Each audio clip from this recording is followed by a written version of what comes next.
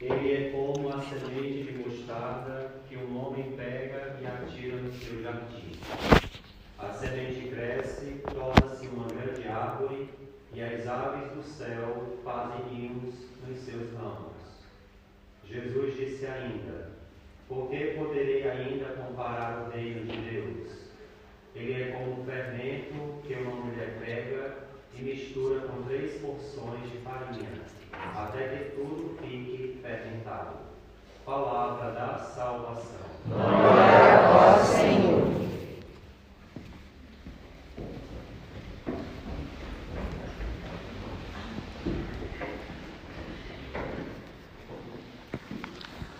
Meus irmãos e minhas irmãs, nesta caminhada que nós fazemos, nesta peregrinação, é sempre bom dar essa parada, porque o ponto fundamental da peregrinação é a Santa Missa. Aqui está o ponto, onde Deus ele nos guia, Ele nos orienta, Ele nos fala, Ele diz como é que nós devemos seguir, qual o rumo que nós devemos tomar. Hoje Jesus está falando de uma questão muito importante para todos nós. Ele está falando do reino de Deus. Esse reino de Deus, ele pode começar aqui, mas o reino de Deus, ele já está lá no céu. É lá que está o reino de Deus. O reino de Deus está onde a Santíssima Trindade habita. Depois da Santíssima Trindade, aí veio a criação, veio os anjos. Os anjos já contemplam a face de Deus. E, em seguida, já existe também, isso é, graças a Deus, a Igreja Católica deixa isso bem claro para nós. Já tem outros que já estão lá no céu. Aqueles santos de devoção que nós temos, como aqueles também que a Igreja não canonizou, mas que levaram uma vida santa e estão lá.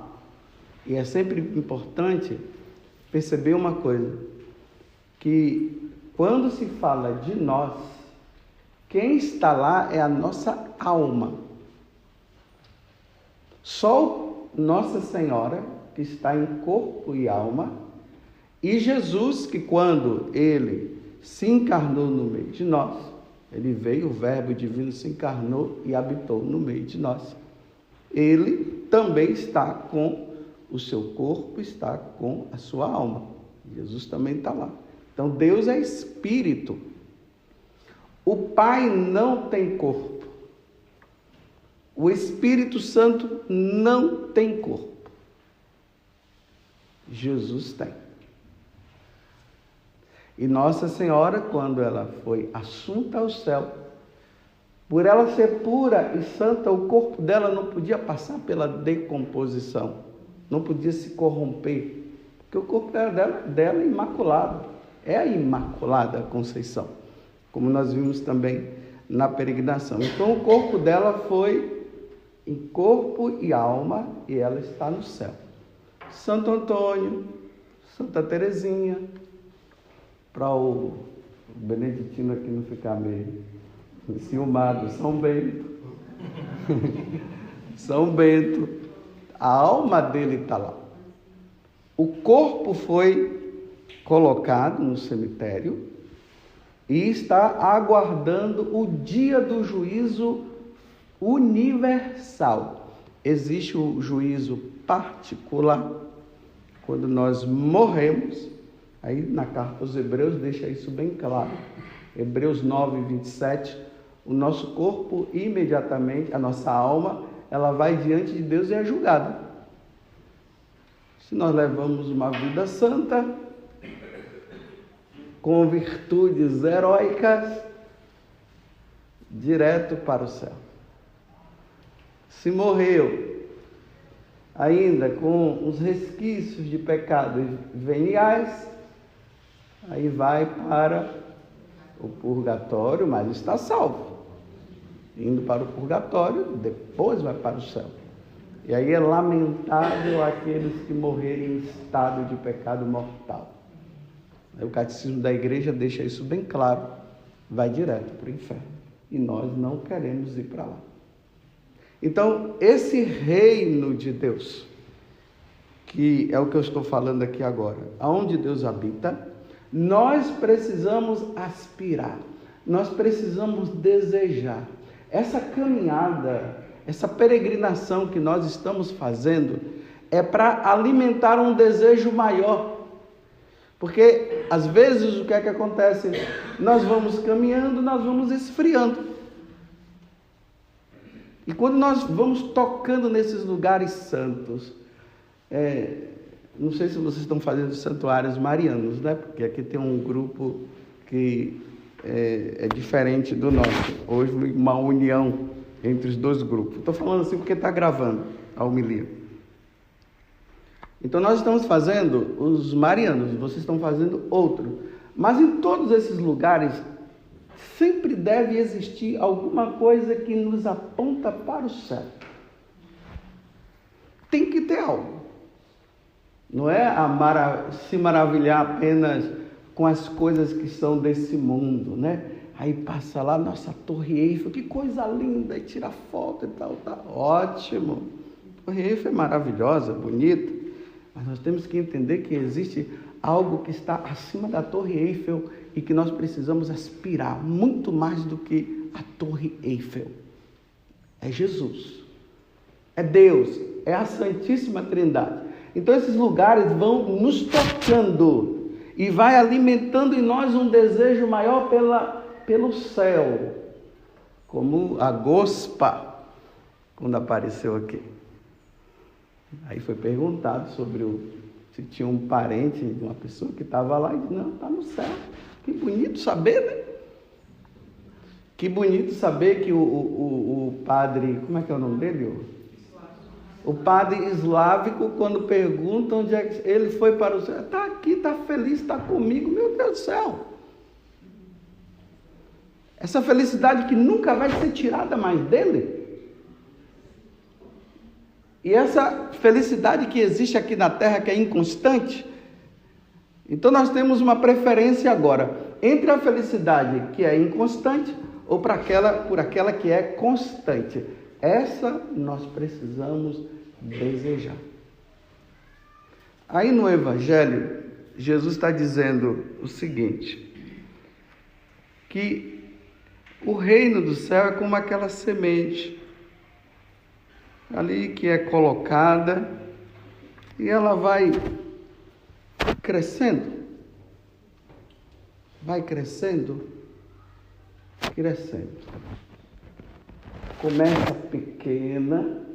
começa pequeno e depois vai aumentando. Vamos dizer assim, começou com Jesus, os apóstolos, depois os apóstolos começaram a pregar e foi aumentando, essa igreja católica foi crescendo, chegou lá no Brasil, foi crescendo e está crescendo. E ela vai crescendo a partir da via oral. Um vai contando por outro e as pessoas vão sendo tocadas, elas vão sendo batizadas e vai crescendo.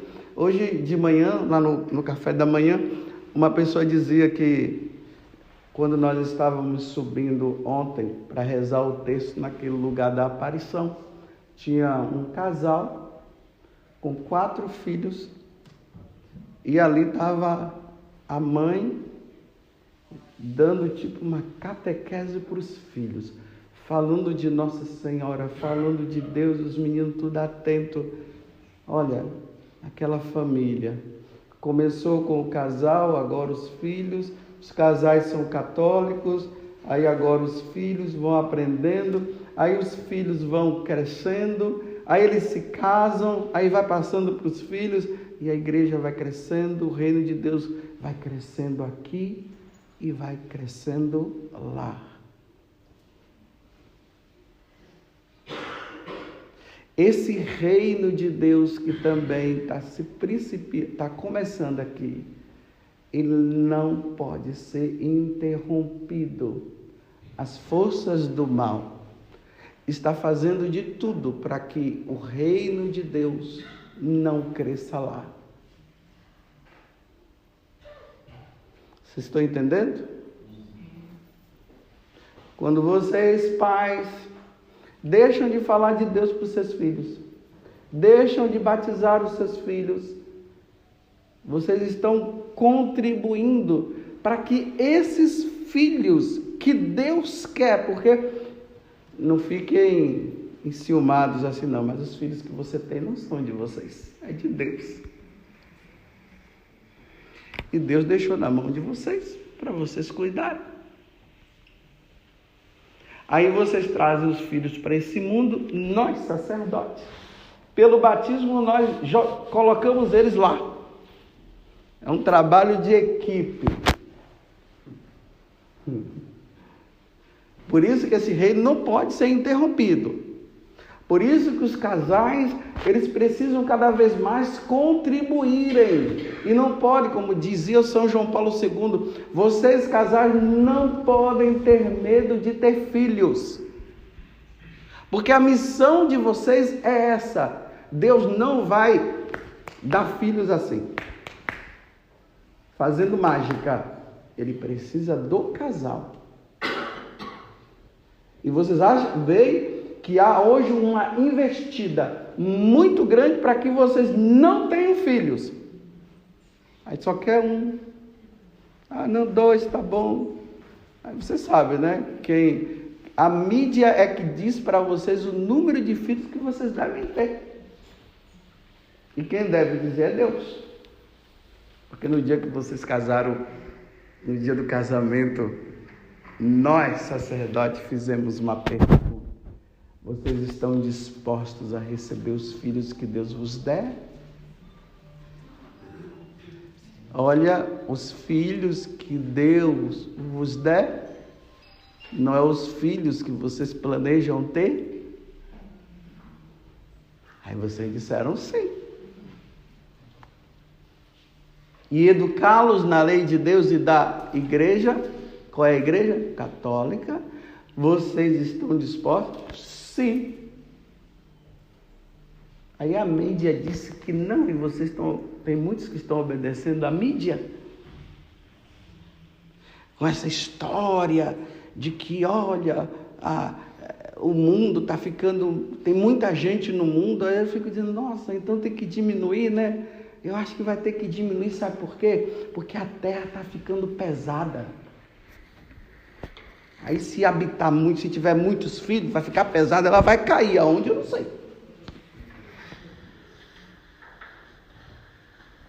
Ah, por causa da fome, por causa disso. Em algum momento Deus falou que era para os casais não terem filhos por causa da fome?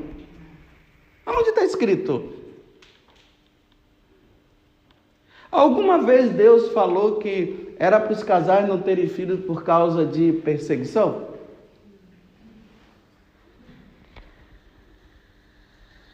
Alguma vez Deus falou que não era para ter filho por causa da pandemia? Então, se Deus não fez, capricha.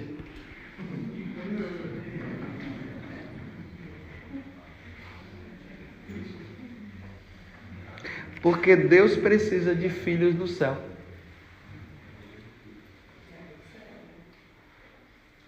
E Deus não vai ter filhos na mágica.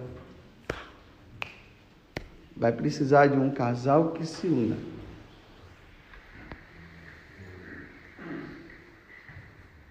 Às vezes eu fico pensando, meu Deus do céu. E aqueles casais que disseram assim, chega. E Deus disse, não. Eles disseram, chega. E Deus disse, não. Eles disseram, chega.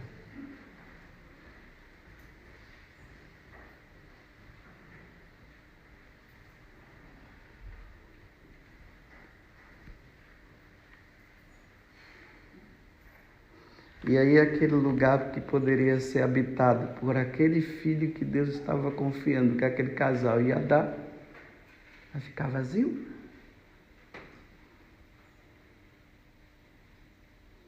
Não pode ficar vazio.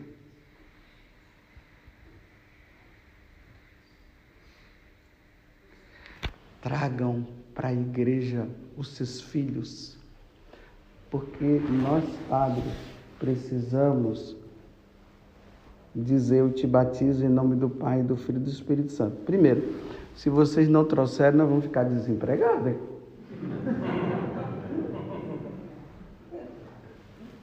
E não dá para nós, padres, ficarmos desempregados, só ganhando o saláriozinho de vocês assim do trabalho, que são vocês que nos ajudam, sem fazer nada. Aí vocês trazem, nós batizamos, a Trindade habita neles, eles passam a se tornar filhos de Deus e da igreja e herdeiros do reino dos céus. E aí a igreja vai crescendo aqui, o reino de Deus vai crescendo aqui, e o reino de Deus vai crescendo lá. Vocês entenderam? Por isso que a primeira leitura está falando do casal. Não dá para ficar brigando, não. Um tem que respeitar o outro e tem que amar o outro. Para que haja essa cumplicidade entre os dois. Que hoje parece que ter filho virou chacota. Para o judeu, o casal que tem filho é sinal de bênção. Por isso que era um sofrimento para Ana. Você lembra de Ana lá, que gerou Samuel? Para ela era uma humilhação chegar. Ela foi para Deus e ficou: meu Deus, por favor, me dá. Você não vai me dar, não. Eu já não aguento mais. Hoje, a infertilidade virou virtude. E a fertilidade não, é pecado. Nossa, mais um. Por que mais um? E enchendo a casa de cachorro, de gato. E cuidando de gato, e cuidando de cachorro, e não sei o quê. Não sou contra os animais, eu estou dizendo que há uma coisa aí que não está muito bem, não. O reino de Deus não vai ser habitado por animais, vai ser habitado por gente. Ou vocês não sabem que a alma do animal, ela morre e desaparece quando ele morre. E a alma do ser humano é eterna. A alma não morre, ela é eterna.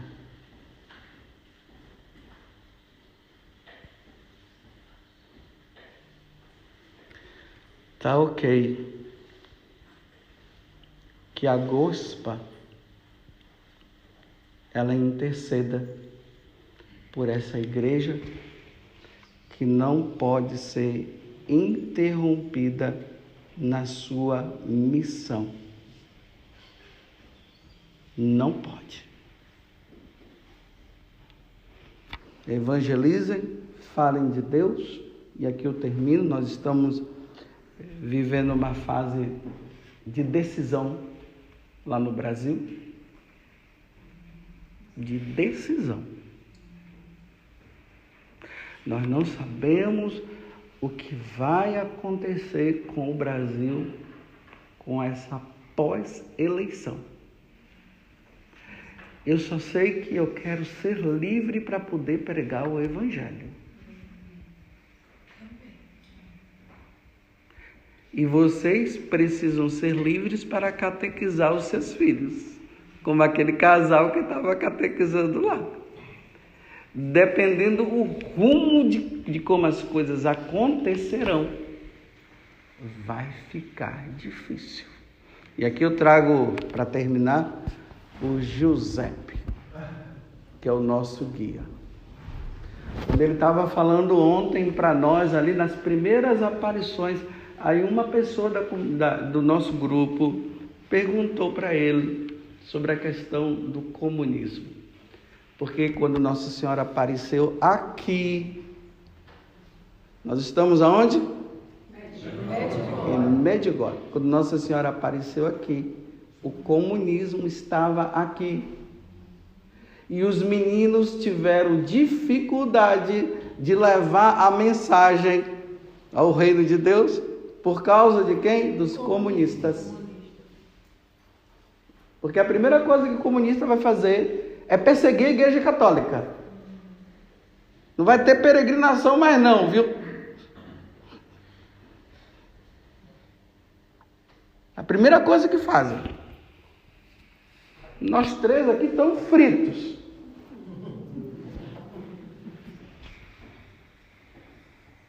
Porque o primeiro que eles perseguem são os padres.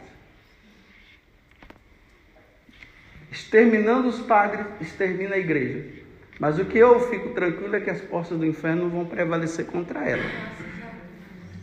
Mas aí, quando perguntaram para o José, ele disse assim, não, nós agora somos democratas, né? Nós não somos, o comunismo não está mais aqui. Aí sabe o que foi que ele fez? Graças a Deus. Ele fez assim, ó, graças a Deus. Eles sabem o que é comunismo, nós não sabemos. Eles sabem. Nós não sabemos. E espero que não chegue no Brasil para nós termos que entender o que é. Louvado seja nosso Senhor Jesus Cristo e a nossa Mãe Maria Santíssima.